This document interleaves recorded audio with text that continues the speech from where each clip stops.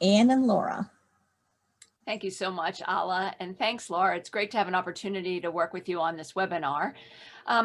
Before we get started, Laura and I will both just give a little bit more of a brief introduction about our backgrounds. I run Quinn Strategy Group, which is a strategic advisory firm here in Baltimore. I work with executives and their boards to help them understand where they are, get clarity around a strategy, put a plan in place to take action, and then measure accountability.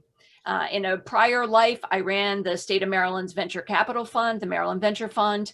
So I have lots of experience working with venture-backed and private equity-backed companies. And I currently sit on the WYPR board. I chair the governance committee. And until recently, I was on the board of advisories for DFR Solutions and helped guide that company to a sale with ANSYS, which was a strategic buyer and a good outcome for everyone. So I'm thrilled to be here. Talking to entrepreneurs about their boards is something that's near and dear to my heart. So I'm happy to be here. Laura? Good morning. It's a pleasure for me to be here as well. Thank you for having me, Anne, and everyone on the call. This is any opportunity to speak to entrepreneurs about being an entrepreneur for me is a good day. So, I feel very strongly about this path because this was my path to opportunity. So I just want to quickly I want to take a little bit of a step back for a minute and say, look, how do you know if you're an entrepreneur? For me, it was about creating a path to opportunity. Many of you know, but for those who don't, I didn't finish high school or college, but got a master's degree in business. And while I was going through that experience in my 20s and early 30s, I wanted to work for the big companies. I applied to IBM and Microsoft, but they have a tendency to want to check boxes, and I wasn't able to check those boxes because I didn't have that traditional background. That's how I became an entrepreneur. And I want to share that because all of you on the call today have chosen this path, either because, this is something you must do or because you're trying to create your own path to opportunity. So that's why I'm excited to talk to you today about, building your business and this incredibly important point along the way. I will tell you, I faced some challenges with it myself in building a board and also being an advisor. So I'm excited to dig into some of your questions. Personally, I've been a tech entrepreneur most of my career. My most successful exit sold for $230 million. I went in there when the company was insolvent. They could not pay their bills, including their patent filings, and we turned it around, raised the venture capital, and built a really successful company. I've now advised a couple hundred companies throughout the course of my career, and I just love this space, and I love the energy that someone who's doing this really brings to the opportunity. I've also had the honor to serve in public office. I'm really pleased that I had a chance to do that. And I believe very strongly in public sector work as well. So maybe at some point in your career, you'll find that opportunity to give back. And I certainly encourage that. So I'm delighted to be here today, and I'm looking forward to jumping in. Great. I love that. I love the way you think about, how do you know you're an entrepreneur? I think it was when I was 10 years old and I sold the most Girl Scout cookies out of anyone in my troop. And it just lit something in me. I thought, I love this entrepreneurial spirit. So I did not know that about you, Anne, but I'm glad I do know that now. My first foray into entrepreneurship was not intentional. I was 7 and I had a lemonade stand. Great. Good. All right. So before we jump into the topics that we have thought we are important to cover, we have a quick poll because it's really helpful for us to understand who we're talking to. So please take a minute and just check the box which best describes your current situation. Do you have a board? Do you have a board of advisors? Do you have both an advisory and a board of directors? Or maybe you don't have either. No right or wrong answer. It'll just help Laura and I kind of figure out who's in the room.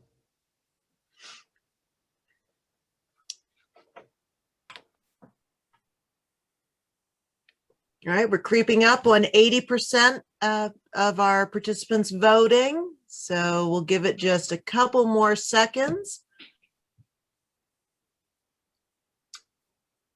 Great. We often get asked, why does a startup need a board? And I think sometimes entrepreneurs feel like there's some badge of courage by kind of doing it all and, figuring everything out on their own. There is no prize for going it alone. There is no prize for figuring out. There's no shame in leaning on others who have experience. And so if for no other reason than it's really lonely at the top, Having a board of advisors and a board of directors is just a great resource for entrepreneurs so that you don't have to figure everything out. Okay, so almost half of you don't have either a board of advisors or directors. And so we're going to talk about both of those and a little bit of kind of how you get started on that.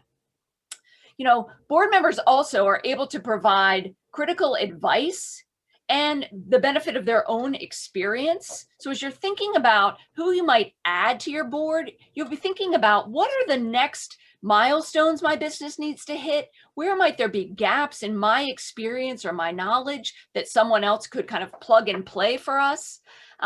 So those are the things that they can really add internally.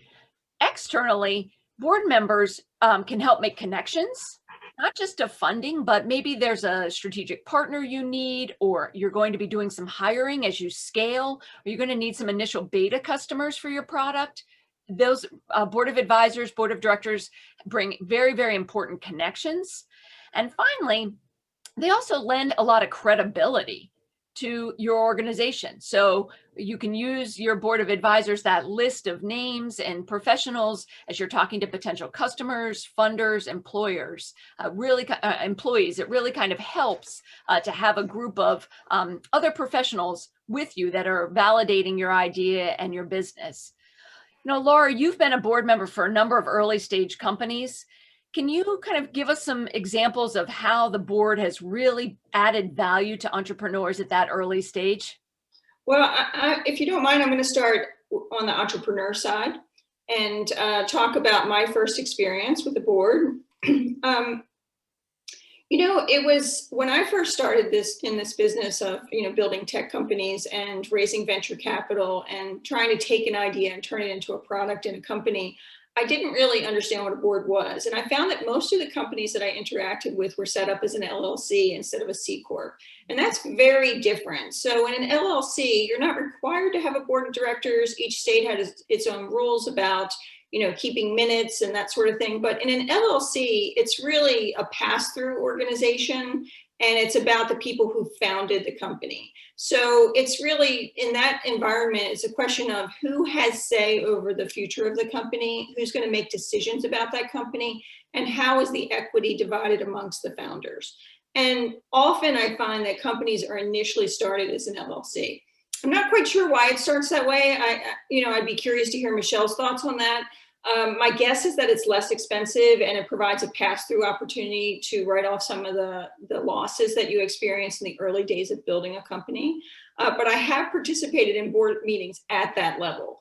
And I want to draw a distinction between that and when you eventually decide to raise venture capital or some sort of outside money. When that event happens, when you bring money into the organization from outside institutions like venture capitalists, they usually require that you incorporate.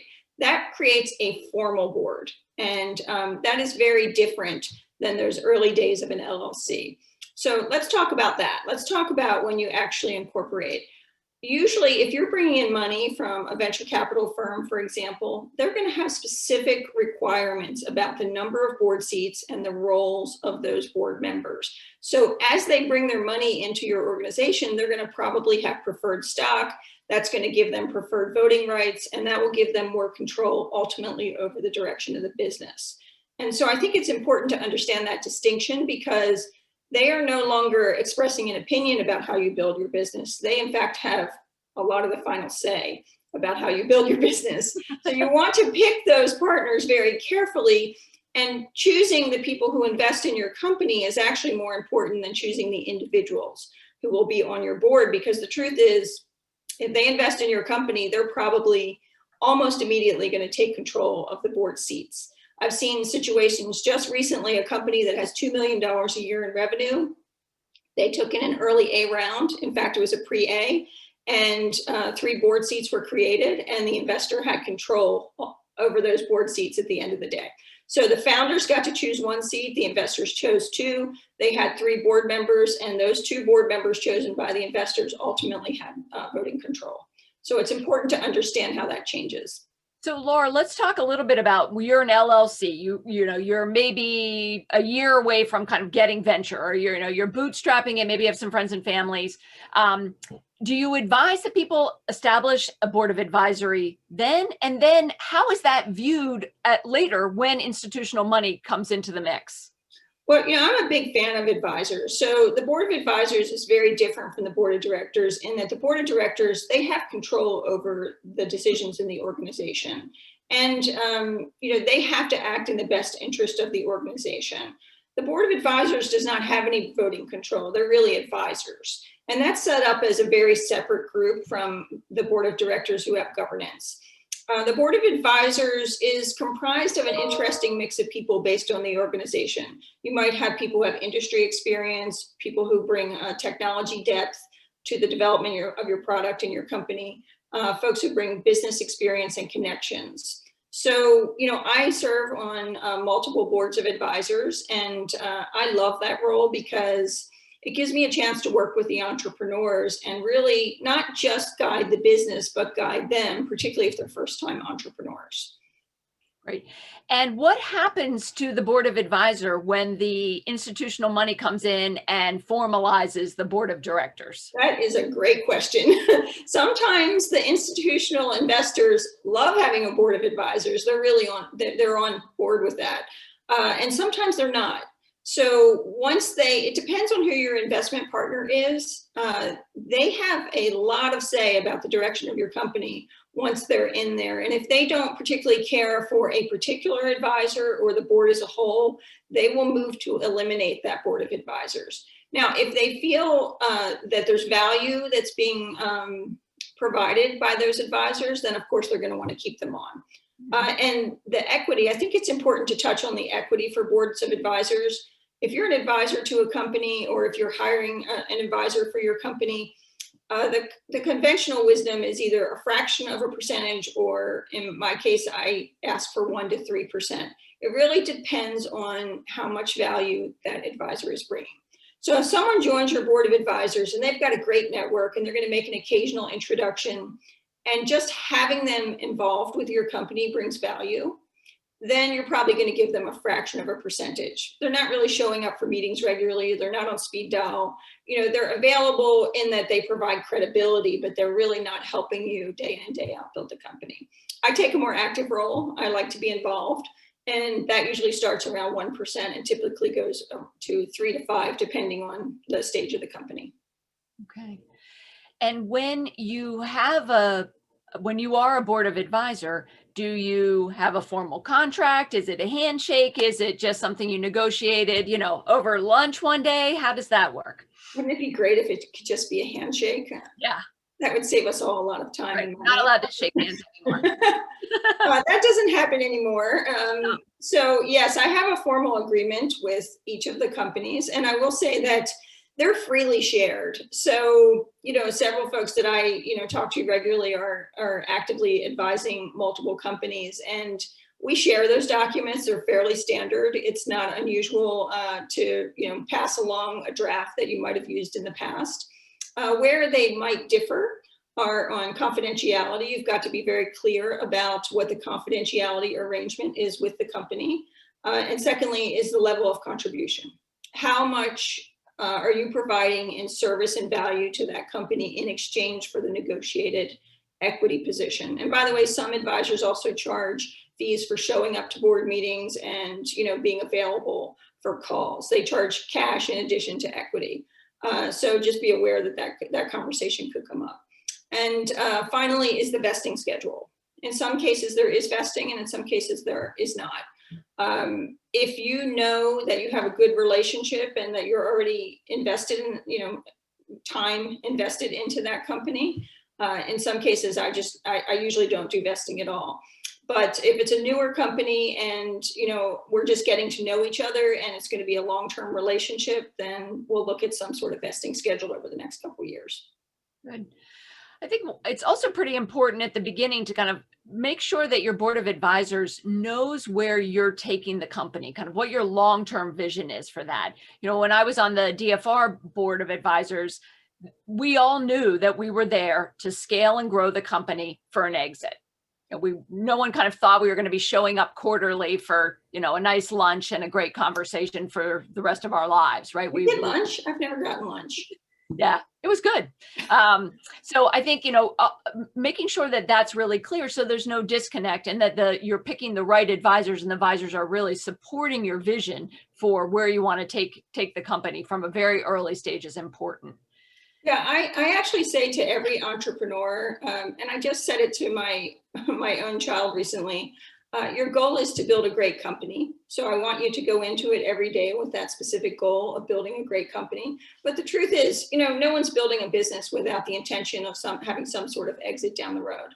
And so in the back of your mind, you kind of have a feel for that. It's either going to be an IPO or an acquisition. We do this because we want to see that ultimate validation and success. And having folks who have gone through the entire process as an advisor, that can be very valuable. People bring different experiences. Most people are either geared toward early stage, middle stage, or later stage. And so you want to match up that experience with where you are and where you want to go. Yep, great.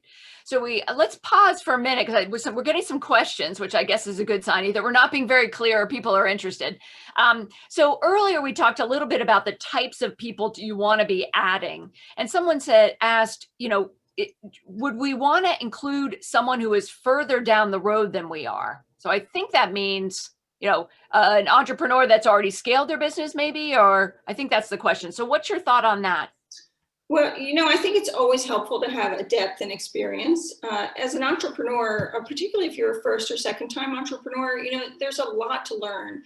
And there's a saying about entrepreneurs, you don't know what you don't know, right? And so you have no idea what's around the corner, and having someone, who's advising you or close to the organization who might be able to predict some of those pitfalls along the way, I think is incredibly helpful. And I'll give a great example. So a lot of entrepreneurs are generally technical in nature in that, and really, God love you because you're the folks who make it happen. If it wasn't for someone coming up with a great idea, we wouldn't be even having this conversation. So, you're the reason that we're all here today. But when you come up with that idea, if you have that depth to see things a little bit differently, you might not be the same person with the business experience that's going to turn it into a product and then ultimately turn it into a company. So bringing folks on to the team who can see around those corners and know what kinds of challenges you'll face in the future is incredibly valuable. Yeah, I agree 100%. And I find entrepreneurs by nature can be very, and especially in that early stage, kind of looking inwardly because they're really trying to figure everything out. And so having people who are, eyes to the horizon that are looking out a little bit further can be really helpful. It's true. And I'm going to actually go on the other side of that for a moment too and say, there are also a lot of folks who will want to get involved with your organization who might come across as having tremendous experience. We call them people with gray hair, and they may not always be the right fit too. So I want to put a word of caution out about that, because when you have a really terrific idea, a lot of people are going to want to jump in. And so you have to be able to discern where the value lies with that particular advisor or board member, because their interest in being involved in your organization is great. And you certainly appreciate that they want to be part of the team, but make sure that their experience is relevant. Because I've had a lot of senior folks approach me over the years with various companies and say, hey, I want to be on your board of advisors.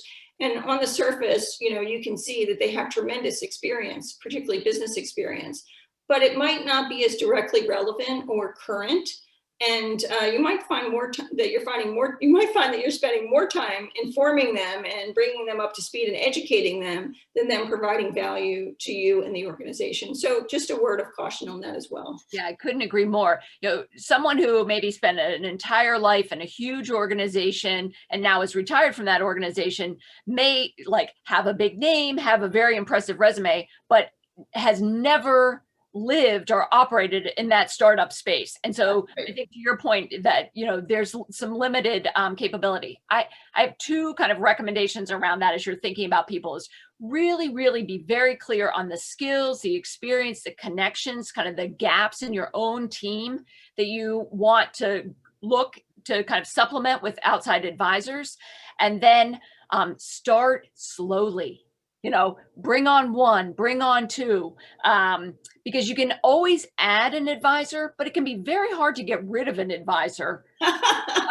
over time. True. I'm sure no one ever wants to get rid of you, Laura, but you know, No, but you're so right. It's so true. We never think that way.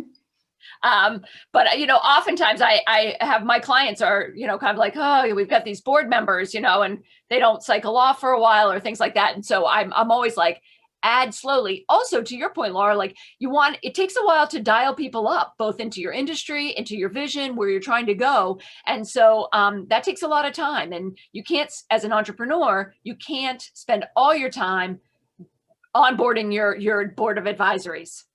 Well, I'm so glad that you said that, Anne, because, you know, when I accept this role, I've already spent several meetings with the entrepreneur or with the entire company. So I will invest the time up front to understand their business and their business model and be very clear about where I can provide value. And if you're not having that kind of experience, it might not be the right advisor for your company. So, you know, look, we're all in business to make money. Okay, that's clearly true for everyone on this call.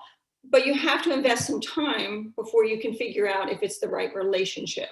And so I never get involved with the company until I've had a couple of meetings with them to really understand what they need, whether or not I can provide value, or maybe I might refer them to someone else. Yep. So, you know, look for that kind of investment up front. It means they're really committed to what you're doing. Okay, great. So this is going to be a little bit of a lightning round. We've got some questions. What is the general term for vesting? The vesting schedule. Vesting? What do you mean? Oh, terms. You mean Yeah. terms of vesting? Yeah. Oh, okay. I thought you said term. I'm sorry. Sorry. Sometimes there's no vesting. I rarely do vesting personally, but if you are going to vest, it's typically 2 to 4 years. 3 years is standard for, you might have a different perspective, Anne, but 3 years is standard for an advisor. There's usually some amount of vesting up front, and it's monthly or quarterly after that. Okay. So a lot of our discussion has been centered around kind of the tech startup, which is near and dear to Laura and I's heart, but people are asking kind of what are the experiences and recommendations for professional consulting firms in terms of board of advisors? I would think that it would be more of a board of advisor than a board of directors. Mm-hmm. And so I think, again, some of this advice is the same. You want to understand kind of where you might have gaps in your skill set. You want advisors who can make new and different connections. You want advisors who maybe have business acumen or technical expertise that will help. There's an advisory firm in town called Evergreen that has really grown their business by just adding kind of advisors and professionals to their team to kind of continue to grow and grow. They've done that pretty well.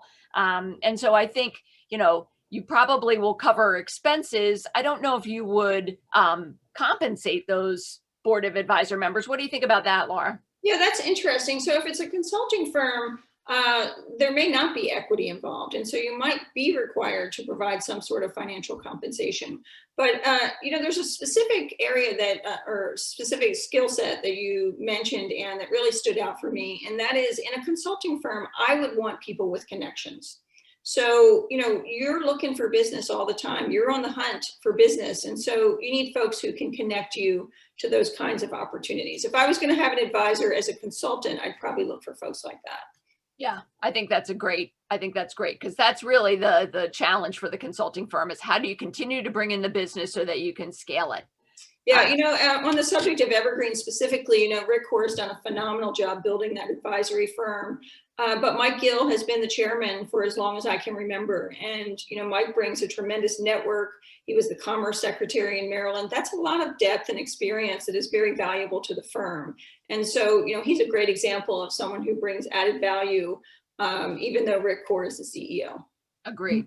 And then Laura, so we have a question from one of our faculty entrepreneurs. I'm going to unmute his microphone so he can ask it live if you don't mind. Terrific. All right, Laishi, you can ask your question now. Sure. Hi, this is Laishi Wang from University of Maryland. I'm a faculty member in the Department of Chemistry and Biochemistry, and also the founder of Glycogen Therapeutics. So, first of all, thank you for all the good advice so far, and thank Ella for organizing this wonderful session. I think actually it's very helpful. So my question is like, we have a lot of friends, who have business experience, started companies before or working for companies. So the question is like, if we add someone to the company, the board of the member of the board of advisors, like how frequently we can bother them, for asking questions, because when we start the company, we have so many questions to ask, right? So as a professor, I can call them in the midnight. It's not a problem. So to discuss scientific questions, but because this is business, how can we, deal with the situation? And I understand we're having to pay, to issue the equity, whatever percent, right? But, in reality, like what kind of business relationship, like how frequently we can talk, we can ask them questions? Okay, great. That's a good question. So Laura, let's talk a little bit about structure. How often do you meet? How often can you kind of pick up the phone and call? Kind of what's the composition? What's the right number? That sort of thing. Well, sometimes this is more an art than a science. Yes. And that can be challenging for a particularly technically oriented founder. Look, if you're calling all the time, you might want to bring them on as an employee. And I have had that kind of conversation. In fact, I had it recently with a company where I was really excited about the opportunity. And I said, look, I love your idea. It was in a space I didn't even know existed until I met with the founder.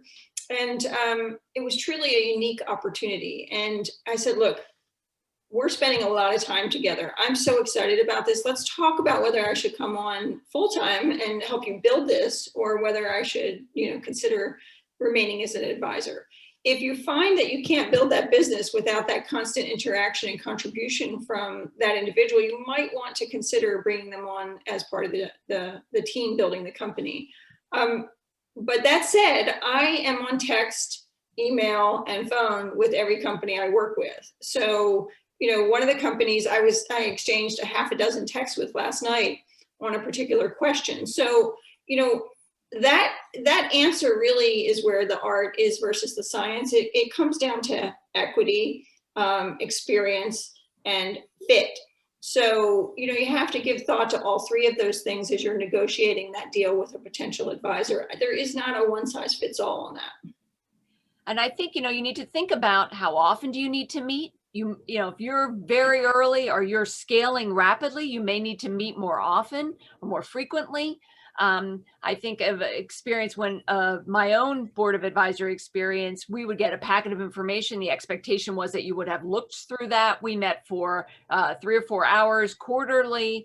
It wasn't at all uncommon to get several phone calls in between those board of advisory meetings on specific things to my area of expertise. So around strategy, scaling, connections, people would call. And we had to work a little bit with that CEO, because he was very technical, around what a good board meeting looked like. Like initially, the board meetings were really kind of painful because he had never had a board of advisory. He would just kind of come in and just, throw up everything onto the table for 4 hours. You were like, wait a minute, we're not living this every day. We're trying to kind of weed through this a little bit. And so over time, he got very good at structuring, focusing our attention, keeping it at a high level, so that we could really add value without having to kind of be in the weeds. And we also had, we kind of thought a lot about, where do you want us to interact? Where do you want us to pull back? And just so that really kind of helped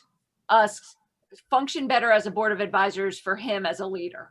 And I would also add, Anne, that if it's an experienced advisor, they know how to negotiate that relationship with you. And so if you're asking, too much, I don't know if there is such a thing as too much, but that person should have the experience to say to you, okay, so we're spending a lot of time together, let's talk about what that looks like.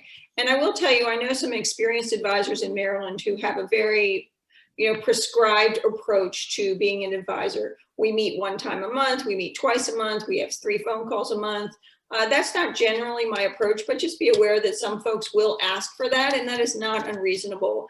However, anyone who is looking at being an advisor to your company should have the experience to say, hey, let's talk about whether we should formalize this a little bit more or what this looks like. If they don't have that kind of experience, I would be a little concerned because look, they're bringing experience to your opportunity. They're the ones who have to make it easier to have those conversations. Yeah. Also, I wanted to add, I'm sorry to interrupt you, Anne. So Laishi and all of the faculty and students at the University of Maryland, so you have access to Laura Neuman and 2 other entrepreneurs in residence for free. You don't have to pay them. So they're available weekly. You can just let me know if you'd like to schedule time to meet with them. And, you know, take it of mentorship programs like that. That's a great way to do it. Sure, yeah, thank you so much. Yeah.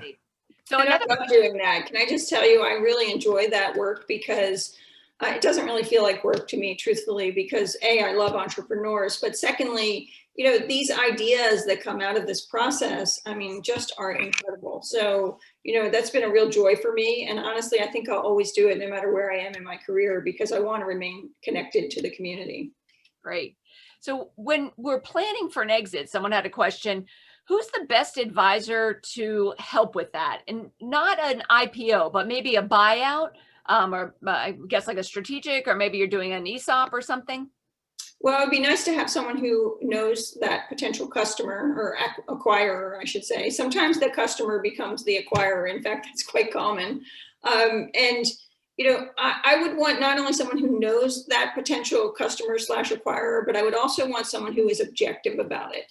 Because my experience is that often when a potential customer / acquirer invests in a company, they have an agenda.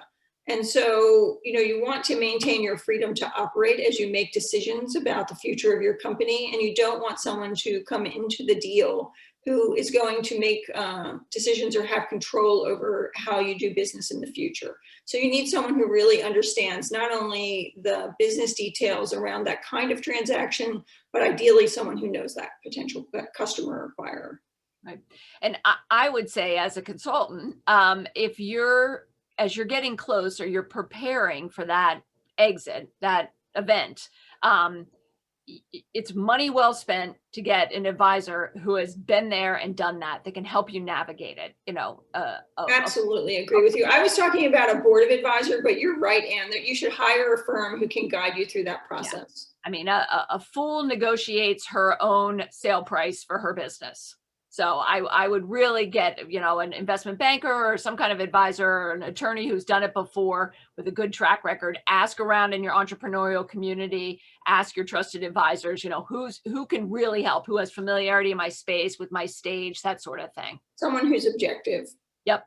Another question about vesting, instead of kind of having it be a year to 2 years, can it be milestone based? Have you seen that, Laura? I'm sure that exists, but I just want to give a word of caution about that. I want to talk about it from the company side and from the advisor side. You never know what's around a corner. So, like, you know, if you have that kind of concern about an advisor being able to deliver value, it might not be the right person. And so, look, I've negotiated milestones in a venture capital round where, you know, the money was delivered in tranches based on meeting those milestones. You know what? Our business changed and we still had to meet those milestones. So we spent some of that investment money meeting milestones that were no longer relevant to the future of our company. And so I became kind of cautious about that. And I would say the same is possibly true with advisors in that, you know, you don't know what the future will bring. So make sure that they have a depth of experience. But if you really have that kind of concern, I would suggest that perhaps it might not be the right person. I love that. I mean, look where we are, right? I've spent the last 12 months with clients and their boards refiguring where we should be and how we're measuring progress and all of that, right? Like things that we felt really comfortable with in January of 2020 never materialized. They just vaporized overnight. So yeah, I think that's great advice. Who could have predicted where we'd be right now? I mean, honestly. That's right. Some people did. Some really smart people did predict it. Yeah. So, you know, we often hear about board diversity. And we often hear about, I don't know how to get started finding these great advisors. You know, how would I get started? And so can you talk a little bit about how people are finding you and how the people on the call might go about doing some research to find people? Well, it is not unusual to be the only female on the website or on the slide deck. So, you know, that we do need to change our thinking about that. We need people of color. We need women involved in the conversation. And the truth is, you're going to build a better company if you have a broad spectrum of backgrounds contributing to that business. The way it happens for me, though, is either through a connection. Someone will reach out to me and say, hey, I'd like to introduce you to this company. Of course, it happens at University of Maryland through the Entrepreneur in Residence program. But also I've had people just reach out on LinkedIn directly and say, hey, I'd like to meet with you. Do you have 15 or 30 minutes to take a look at this opportunity or this idea? I rarely say no to that because, look, we've all been through this. And so anyone with any experience, you know this, Anne, everyone on this call knows that we have to work together as an entrepreneurial community. And when I was just starting out, you know, I called people and said, will you meet with me? And they said yes, which really amazed me. They usually said yes, not occasionally. They usually said yes. And so if you've been in this space and you really genuinely care about it, then chances are you're going to want to give back in some way or contribute in a positive way. So I believe in this ecosystem, this entrepreneurial ecosystem. And so that's why I'm always open to at least an initial conversation. And I would be a little bit hesitant or reticent if someone said no to that, particularly if it's, you know, it's a well thought out idea. So, you know, don't be afraid to reach out. You'd be surprised how willing most folks are to at least have a conversation.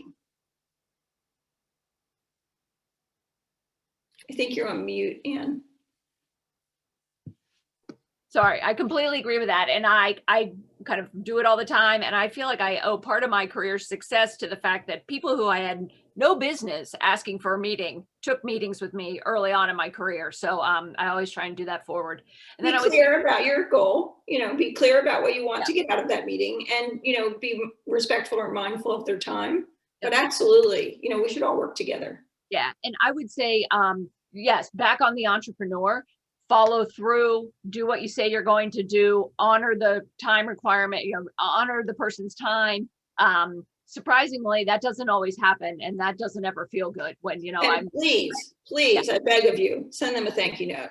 You would be shocked at how many times I've met with someone and spent, you know, really valuable, I mean, my day has a finite number of hours and I have sat down for an hour, you know, not too long ago with someone in DC and never received so much as a follow-up as to, you know, this is how your advice was helpful, or, you know, I know that they're still following me on LinkedIn. I know they're connected, but I'm definitely, you know, there wasn't that finality that said, wow, that was really helpful in this way or in that way for me.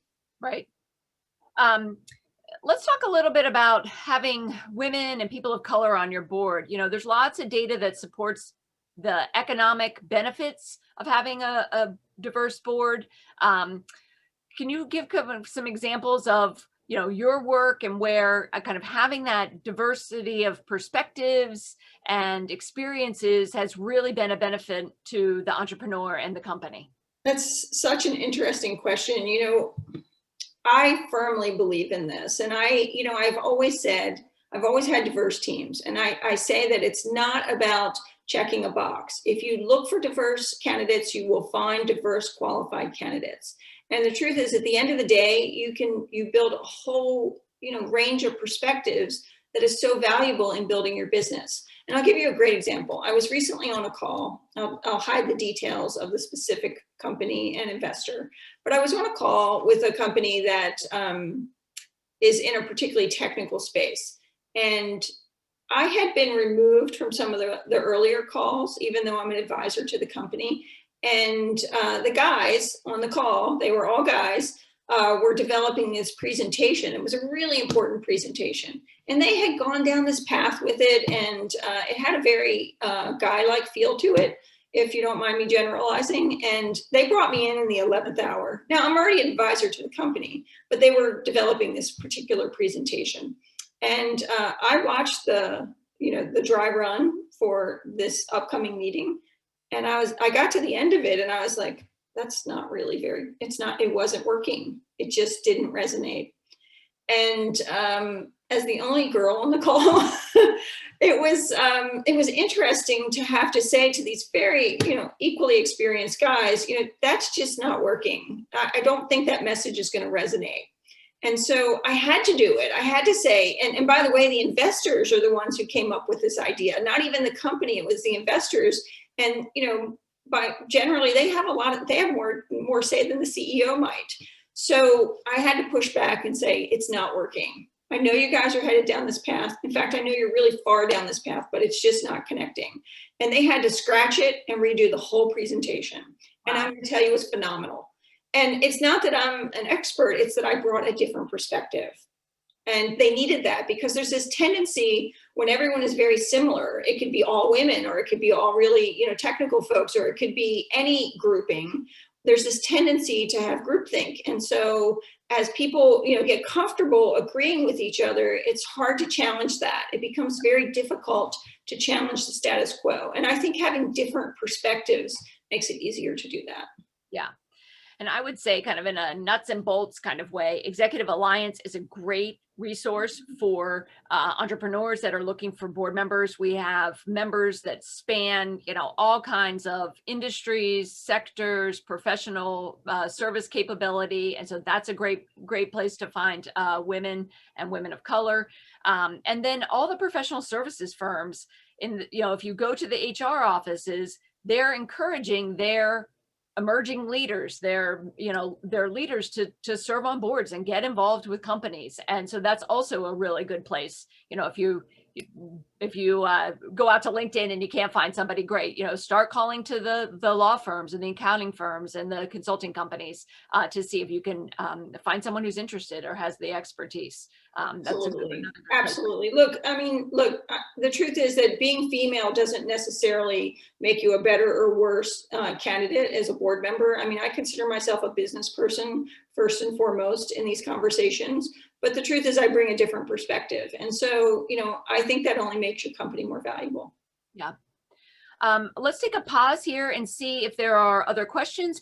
Members can unmute themselves or tap things into the chat.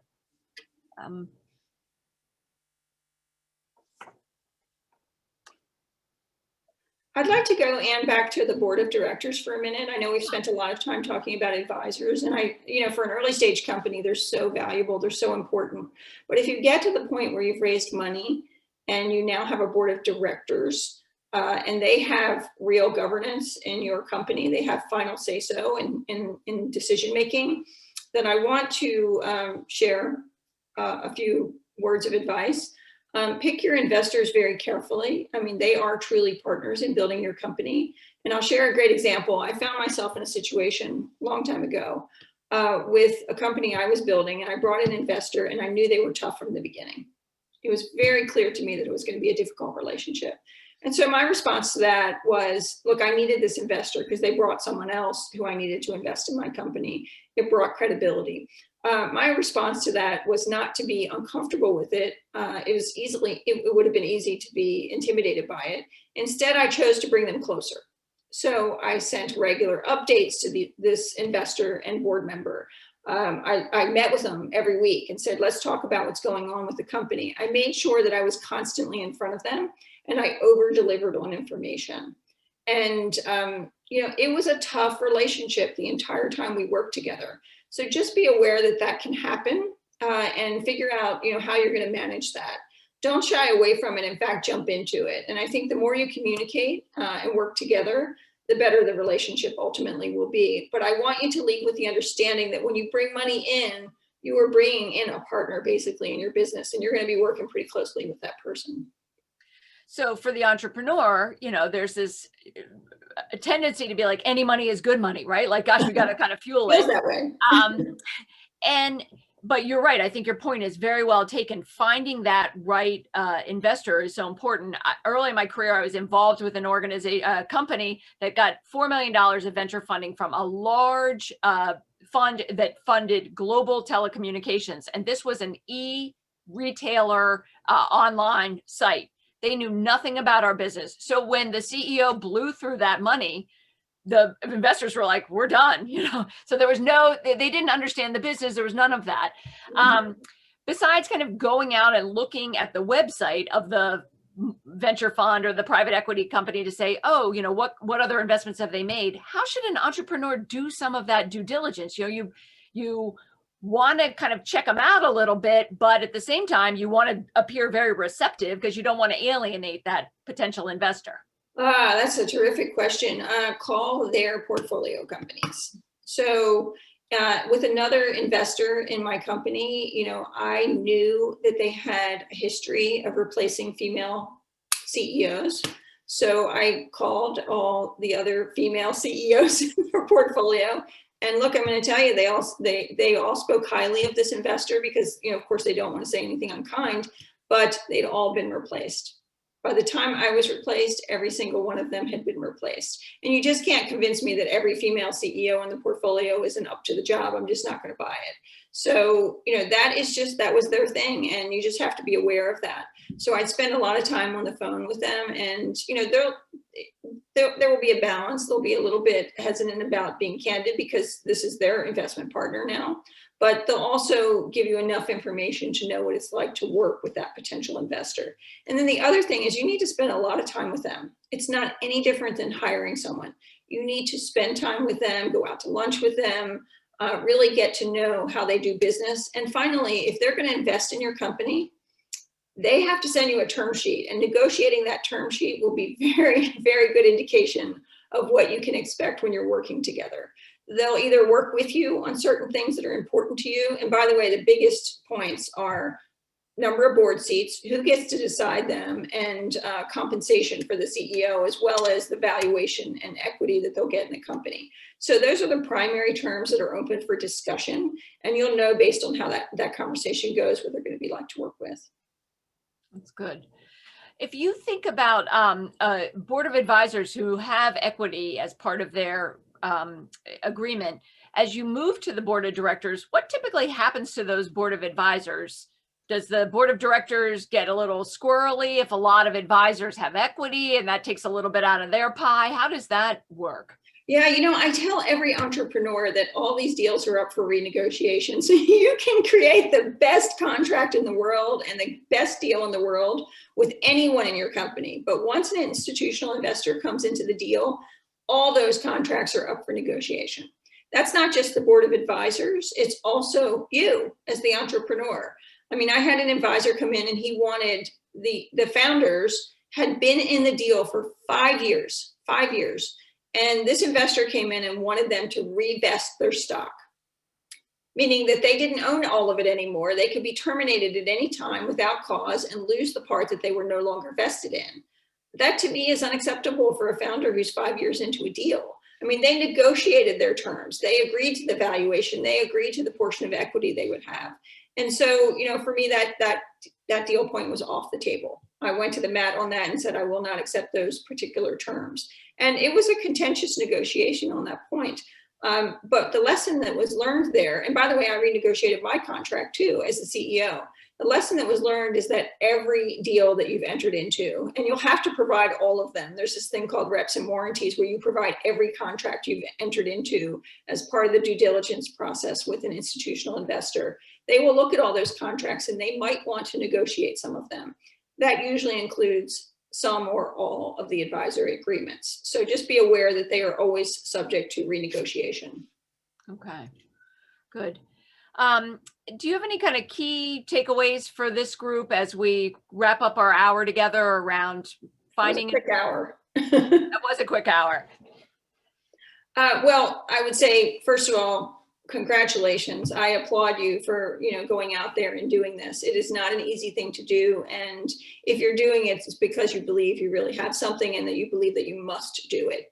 I mean, that is the foundation of being an entrepreneur. There's a motivation that is intrinsic that, just drives you toward this kind of opportunity. So I applaud you for that. And I say, thank you for putting yourself out there because that's never an easy thing to do. You're my hero. So just know that. And also I would add that, look, it's not an easy process. There's a reason that, people shy away from it. It's not an easy thing to do, but there's a lot out there as far as help goes and resources Many people want to be helpful. They go into this, trying to build this community of entrepreneurs. And the truth is, in my opinion, not to get too, patriotic on you, but this is the foundation of our country. Entrepreneurship, entrepreneurism is really what we're all about. And so, because of that, there's a vast amount of history to draw on, but there are also tremendous resources in school, online, and in the community. So tap into all of that. And you're doing that today. Continue to tap into that. And you'll find that there's a lot of support and a lot of help for you. Yeah, I think you're right, Laura. There are a lot of resources out there, and a lot of places to gather as a community and kind of share experiences. I think sometimes entrepreneurs are hesitant to, hear all about all the great stuff, but they're hesitant to kind of share some of the setbacks they've had. And I think those are just very important in the learning process, to understand that, everyone has the same setbacks, and you can all learn from them and really can help each other along so much. Yeah, it can be challenging at times, but put yourself out there with other people doing it. And I've said before COVID, go to meetings, go to entrepreneurial events, be present and get to know folks, and you'll be surprised at how willing they are to help. Yeah. Yep. So I'll turn it over to you. So thank you so much. Thank you, Anne, and thank you, Laura. This has been such a fantastic conversation that I'm already spinning wheels in my head thinking we should schedule a follow-up session. This is great. I'm sure there are lots of other questions that people might have. And so going forward, so what are the next steps? So one of the next steps is if you're a University of Maryland entrepreneur and you'd like to have a further conversation about a board or any other question about your startup, please send me an email to schedule time with Laura. She's available once a week on Tuesdays usually. And then as another next step, I invited Michele Cohen to talk about how Executive Alliance can help you find qualified board members. Michele, would you like to take a few minutes? Absolutely. And first, I'd like to thank Alla and Rebecca for putting this program together, and especially thank Anne and Laura for what I personally found to be a very engaging, which is not always the case, but a very engaging and insightful conversation that was chock full of really great practical advice. And I hope that all of the attendees felt the same as I did. My name is Michele Cohen. I'm a principal with the law firm Miles and Stockbridge, and I have spent more years than I will admit representing businesses of all shapes, sizes, industry focus through all sorts of business phases and downturns. And I can tell you, as part of my transactional practice, I truly see the benefit that companies gain from developing diverse perspectives. As we know, women contribute to today's workplace with solid skills and a variety of interesting perspectives, but too often we are not making it to the table in the C-suite or the boardroom. And that is one of the ways in which Executive Alliance plays a solid role. We take strong action to bring women to the table in many ways. We're laser focused on the needs of executive women. Through our advocacy program, education and mentorship, including our Women on Boards Committee on which I serve, we accelerate the success and leadership of accomplished women throughout Maryland. We were delighted to have this opportunity to team with the University of Maryland today on this program, and we really look forward to collaborating with them and with all of you again in the future. Executive Alliance offers additional professional development programs. We offer peer-to-peer networking for senior executives, mentoring for mid-level career women, and guidance on finding, as Anne pointed out, guidance on finding the right board members for your organization. Rebecca posted in the chat her email address and also our website, executivealliance.org. And I encourage all of you to check out the website and our social media networks for more information on this really great organization and the different opportunities that we provide. Thanks. Thank you so much, Michele. We have, as I mentioned at the beginning, this session has been recorded. I will post it on Startup UMD YouTube channel. So if you would like to relive and go back and listen again to some of the discussion, please check it out in a few days. I hope to see you all back for our next installment in the workshop series. And thank you again so much, Anne and Laura. This has been absolutely fantastic. I agree with Michele. Thanks for having me. It was a joy. Thanks very much for asking me. Thank you. Thank you, and have a great day. And we are finishing right on the hour. Thank you.